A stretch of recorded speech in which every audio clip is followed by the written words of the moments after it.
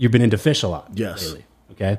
So if you started a freaking fish podcast about like aquariums or whatever, I bet you 100% it would be your least downloaded podcast, but it would get, like, in terms of dollars per download, the highest of everything else. Yeah, it's strange. Because you would have these hobbyists that would come in and they want to spend money, and it's an expensive hobby. Agree. Yeah, with a lot of it, like, it's all organic. Like, with that, it just came through. My son wanted a fish tank, and as a kid, I loved fish, but we didn't have money to buy like the nice fish. So I took him to get fish. I'm like, oh, these fish are bullshit. Yeah, like goldfish. Yeah, and I was like, this is a waste of time, dude. And then I asked the guy, I'm like, hey, where can I get cool fish? He like looked around. He's like, dude, go to here.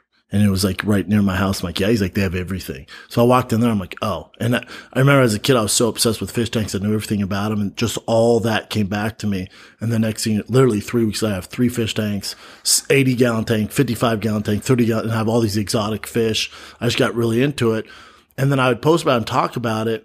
And, you know, it might not get 1 million views. It gets good views. But then I saw how my fan base, because it's, you know, they're not going to give me advice on fighting or on stand up. They don't do that, but they do know fish. So the amount of engagement I got from people like, hey, try this out, or have you seen this fish? Cause that's them going, oh, actually this I know more than I Brendan relate about. to that. Yes. Now, this I can actually help them. Yeah. So the engagement, the connection I've made in the fish world is insane. Well. Same Same thing happened with during the pandemic. I got really into bike riding, still am. That's mainly, I ride bikes more than I lift weights now. I love riding bikes.